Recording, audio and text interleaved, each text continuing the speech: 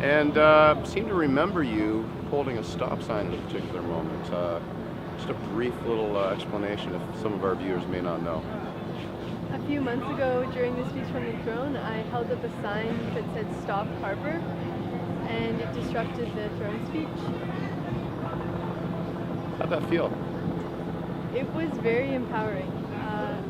I thought a lot about the need to take direct action after seeing Harper's destructive agenda go forward, and I couldn't sit by any longer, and it felt great to take action. And I am so inspired to see this occupation and to see so many people taking action together. How important do you think direct action is? I think it's key. We're not going to see change in the parliament. You know, it's really been grassroots mobilizations that have led to fundamental change. We need to make solutions that are not politically possible, and we need a fundamental shift in our consciousness and in what our society values. Right now, things like individuals and profit are prized instead of, you know, the collective well-being. And I'm so inspired to see people coming together and saying things like no poverty, and saying things like we are the 99% and no more of this 1%. We're tired of this inequality.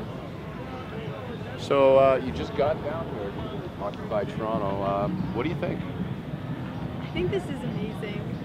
I have had some of the best conversations about what to do next. It's great to see people who care so deeply that they're actually doing something, and to see the different possibilities for taking action now that we are mobilized.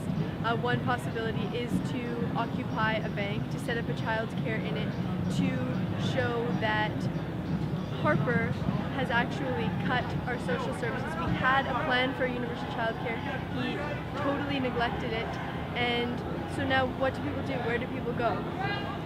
They've subsidized the banks, they've bailed out the banks, so all we have left is our children going into banks. So I think that could be a really powerful action here in Canada. What do you think about the way that the Harper government's been treating labor unions lately?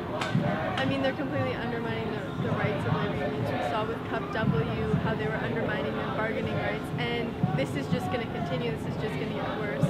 So I'm really inspired by Cup W, who is striking, and by those labor groups who are striking, and I think that that's exactly what we need to be doing to get our message across.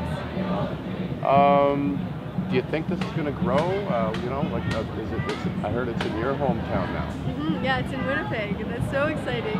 It's in Ottawa, where I live right now, and you know there were thousands of people who came out, and I mean, just looking at here, I've heard that it has been growing. There have been more tents every night.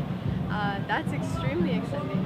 And what is so exciting as well is it's not, you know, the usual people.